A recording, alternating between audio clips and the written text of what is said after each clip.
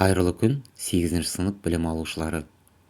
Дүниежүзі тарихы пәнінен қарастыратын кезекті сабағымыздың тақырыбы бірінші дүниежүзілік соғыс әлем картасын қалай өзгертті деп аталады. Сабақтың барысында сіздермен бірге бірінші дүниежүзілік соғыстан кейінгі әлемдегі аумақтық өзгерістердің себептері мен ауқымын талдайтын боламыз. 1919 жылдың қаңтарында Парижге әртүрлі елдердің саясаткерлері жиналды. Мұнда бірінші дүниежүзілік соғыста жеңіске жеткен елдер ақш, Ұлыбритания, Франция, Италия, Жапония және басқа мемлекеттердің дипломаттары бас қосты. Олар қатысушы елдердің мүдделерін қанағаттандыратын әрі болашақта соғыстардың алдын алатын бейбіт келісімді қабылдауға ұмтылды.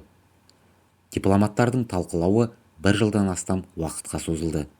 Алайда қол қойылған шарттар Еуропада және әлемде ұзақ мерзімді бейбітшілік пен тұрақтылықты орната алмады. Бірінші дүниежүзілік соғыстың нәтижелері өте қорқынышты еді. Соғыс кезінде шамамен 10 миллион сарбаз және дәл сондай мөлшерде бейбіт тұрғын қаза тапты. Жеңімпаз және жеңілген елдерді ашаршылық пен індет жайлады. Ұрыстар өткен қалалар мен ауылдар қирап, тоналған болатын. Осы себепті жеңіске жеткен елдердің халқы жеңілген мемлекеттердің үкіметтерін қатаң жазалауды талап етті. Жер шарының тұрғындары бұдан кейін мұндай соғыстың болмауын тіледі. Париж бейбіт конференциясында қабылданатын шарттар халықаралық мәселелерді шешуге тиістігін.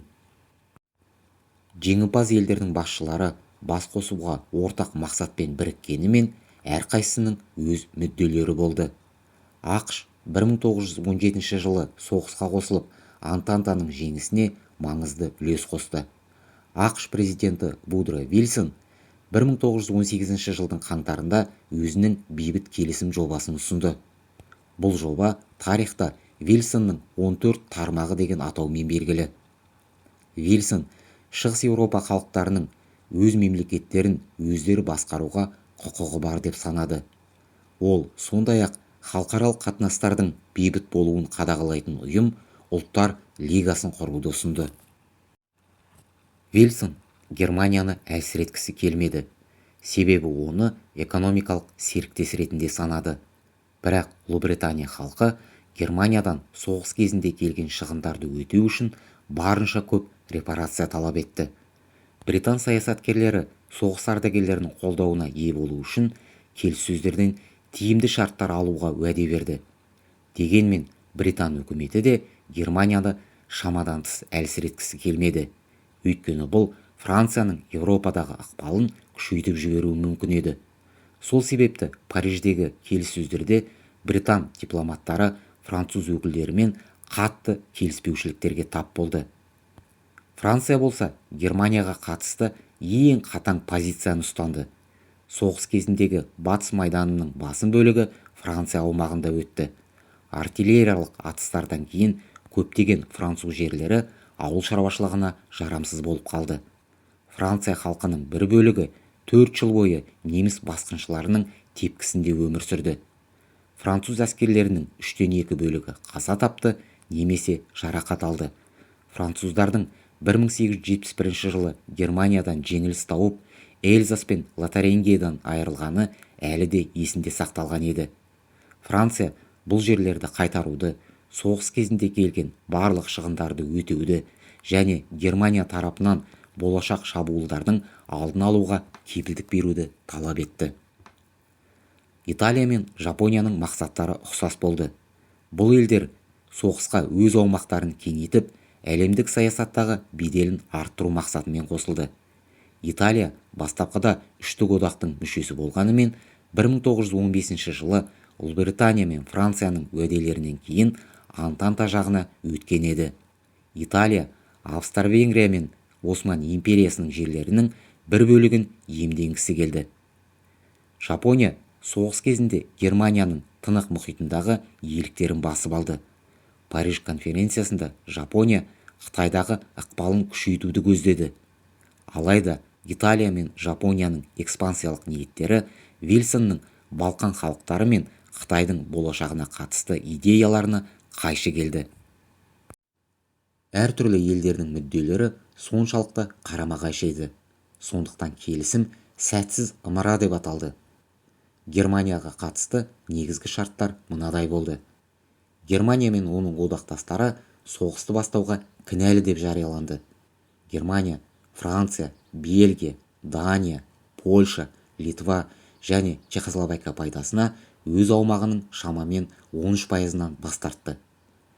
Германия Африка мен Тынық мұхит аймағындағы барлық отарларынан айырылды. Германия армиясының саны 100 000 адаммен шектелді. Оған әскери авиация, бронетехника мен сүңгуір қайықтарды қолдануға тыйым салынды. Рейн өзенінің бойындағы неміс аумағы демилитаризацияланды. Германия мен Австрия арасында одақ құруға тыйым салынды. Германия кейінірек белгіленетін барлық репарацияны төлеуге міндеттенді. Германия өкілдері бұл шарттармен алғашқыда келіспей, келісімге қол қоюдан бас тартты. Тек жаңа соғыс қаупынан кейін олар қол қоюға мәжбүр болды. Ұзақ талқылаулардан кейін 1919 жылдың 28 маусымында Версаль сарайында Германия мен Версаль бейбіт келісіміне қол қойылды. Бұл сарай кездейсоқ таңдалмады. Дәл осы жерде 1871 жылы Герман империясы құрылған еді. Германияда бұл келісім диктат, яғни мәжбүрлі талап деп аталды.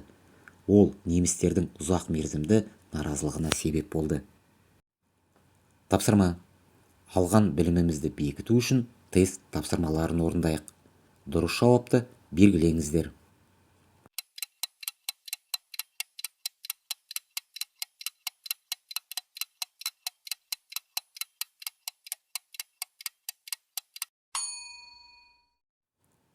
Германия жеңіліске ұшыраған елдердің ішіндегі жалғыз зардап шеккен мемлекет емес еді.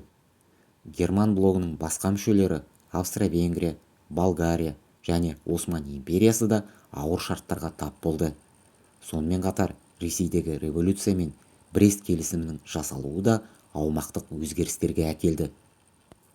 Соғыстан кейін жаңа мемлекеттер құрылып, ескі империялар ыдырап, елдердің шекаралары өзгерді. Бірінші дүниежүзілік соғысқа дейін Австро-Венгрия орталық Еуропадағы ірі мемлекет болатын. Ел басқаруына тек австриялықтар мен венгрлер қатысқандықтан бұл ұлттық азшылықтардың наразылығын тудырды. Париж бейбіт конференциясы шешіміне сәйкес Австро-Венгрия аумағы бірнеше мемлекетке бөлінді. Бұрынғы империяның бір бөлігі Румынияға, Италияға және Югославияға берілді. Тәуелсіз Австрия республикасы, Венгрия және Чехословакия құрылды. Германия, Австро-Венгрия және Ресей жерлерінің негізінде Польша қайта құрылды. Польша шекарасы Германияны екіге бөлді. Шығыс Пруссия Германияның қалған бөлігінен бөлініп, Польшаға Балтық теңізіне шығуға мүмкіндік беретін Польша дәлізі пайда болды. Ресей де едәуір аумақтық шығынға ұшырады. Соғыстан кейін Ресей, Балтық елдері Эстония, Латвия, Литва және Финляндияны қайтара алмады. Париж конференциясы бұл аумақтарды Германияға беруден бас тартып, оларды тәуелсіз мемлекеттер ретінде таныды. Осман империясы соғысқа араласқанда Таяу Шығыс пен Балқанда иеліктері болды. Алайда соғыстан кейін олардан айырылды. Осман империясының Еуропадағы кейбір жерлері Болгария аумақтарымен бірге Грекияға берілді. Арабия түбегі тәуелсіз болды. Ливан, Сирия, Ирак, Палестина және Трансиордания аумақтары Франция мен Ұлыбританияның мандаттарына айналды. Бұл аймақтар болашақта тәуелсіздік алуы керек еді. Бірақ іс жүзінде олар жаңа отарлық жүйеге енгізілді. Германияның отарлары да мандаттық басқаруға өтті. Соғысқа дейін Германияның Африка мен Тынық мұхит аймағында отарлары болғанын білеміз. Африкадағы отарлар Ұлыбританияға, Францияға, Бельгияға және Оңтүстік Африка одағына берілді. Тынық мұхитындағы аралдар Жапония, Аустралия және Жаңа Зеландияның басқаруына өтті. Ұзаққа созылған талқылаулар мен келіспеушіліктерден кейін Париж бейбіт конференциясына қатысушылардың өте аз бөлігі өздерін қанағаттанған жағдайда сезінді. ақш конгресі Вильсонның идеяларымен келіспей оларды қабылдамай тастады. Америкалықтар жаңа соғысқа араласқысы келмей халықаралық қатынастардан бас тартты. Француздар өз көшбасшысы Жорж Клемансоны Германияға жеткілікті қатаң талаптар қоймағаны үшін сынға алып, ол 1920 жылғы президент сайлауында жеңіліске ұшырады. Италиялықтар өздерінің күткен нәтижелеріне қол жеткізе алмады. Себебі соғысқа қосылғаны үшін олар әлдеқайда көп отар алғысы келген болатын. Бұл талаптар орындалмағандықтан Италия өкілдері Париж конференциясынан ерте шығып кетті. Жапония қалаған жерлерін алғанымен нәсілдік теңдік туралы бапты келісімге енгізе алмады. Жеңілген төрттік одақ елдерінің ешқайсысы бейбіт келісім шарттарды әділ деп есептемеді. Ашық сұрақтарды шешу үшін 1921-1922 жылдары Вашингтон конференциясы өтті. Бұл конференцияға ақш, Ұлыбритания, Франция, Италия, Жапония және басқа да елдер қатысты. Талқылау барысында бірнеше маңызды шешімдер қабылданды. 4 державаның келісімі ақш, Ұлыбритания, Франция және Жапонияның Тынық мұхит аймағындағы аралдық иеліктерге қатысты бір-бірінің құқықтарын құрметтеуге міндеттеді. Бұл келісім 1902 жылғы Ұлыбритания-Жапония одағын жойды. Ол ақштың бұл өңірдегі ықпалын кеңейтуге кедергі болған еді. 5 державаның келісімі ақш, Ұлыбритания, Жапония, Франция және Италия әскери теңіз күштерінің ара қатынасы белгіленді. 9 державаның келісіміне сәйкес елдер Қытайдың егемендігін, яғни ішкі және сыртқы саясаттағы тәуелсіздігін құрметтеуге міндеттенді. Енді олар Қытай үкіметіне қысым көрсетіп, өз мүдделеріне сай келісімдер жасай алмады. Жапония Циндао аймағын босатып, Қытайға қатысты аумақтық талаптардан бас тартуға мәжбүр болды. Тапсырма. Алған білімімізді бекіту үшін тест тапсырмаларын орындайық. Дұрыс жауапты белгілеңіздер.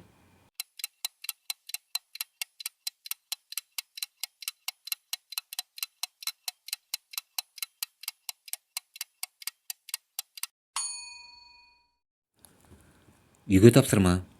Версаль-Вашингтон жүйесі әділетті болды. Немесе Версаль-Вашингтон жүйесі әділетсіз болды. Өйткені жаңа халықаралық қайшылықтардың ошағын қалыптастырды.